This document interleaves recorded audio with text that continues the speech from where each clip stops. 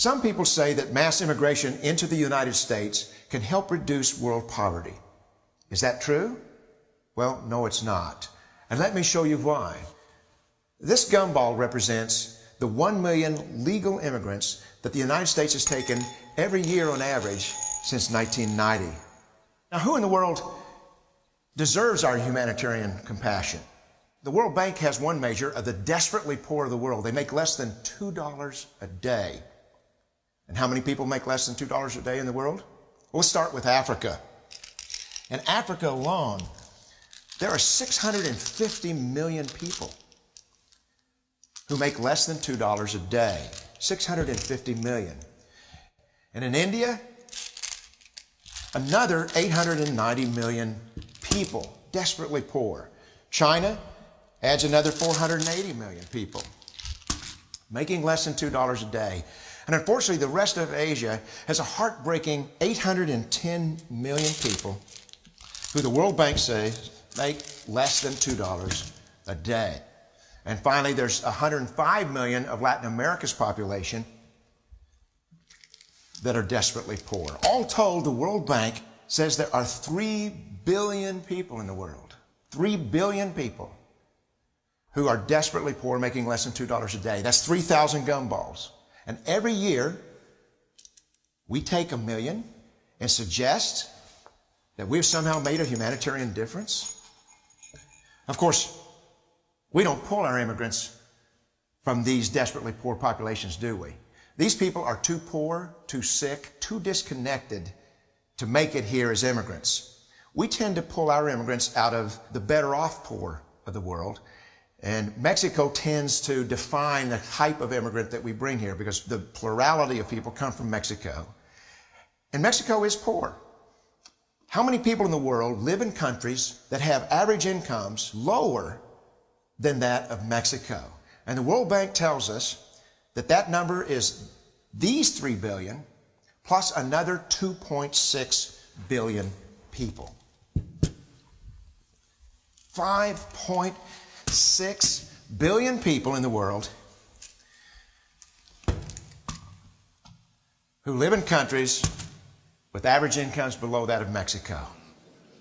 That's 5,600 gumballs. And so what is it that the elites are telling us? They're telling us that when we take this 1 million immigrants,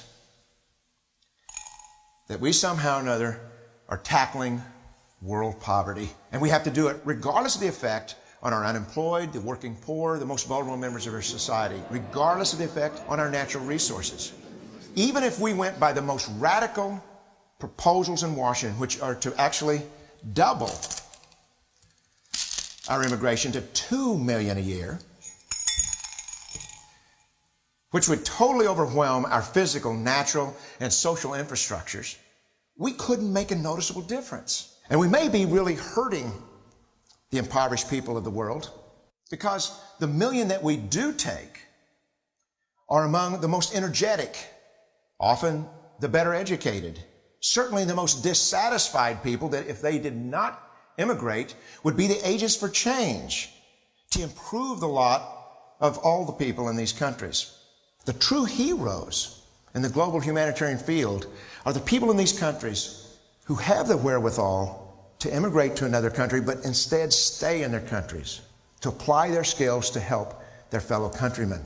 Unfortunately, our immigration system tends to entice these very type of people to abandon their countrymen. The impossibility of making even a dent is actually worse than it looks here. Because last year, when we took 1 million immigrants, these countries added, births over deaths, 80 million more people into the impoverished population. And this year, Congress is bringing in 1 million legal immigrants. And this year, according to the United Nations, these countries are expected to add another 80 million people. And next year, you can be quite sure that Congress, unless stopped by the American voters, will bring in another 1 million immigrants. And these countries, unfortunately, will be adding another 80 million people into these impoverished nations. We could take 5 million a year.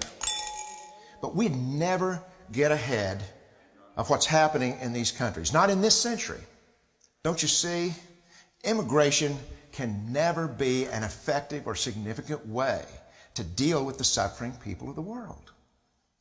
They have to be helped where they live. 99.9% of them will never be able to immigrate to a rich country. There's no hope for that. They have to bloom where they're planted. The only place that 99.9% of these people can be helped is where they live. Let's help them there.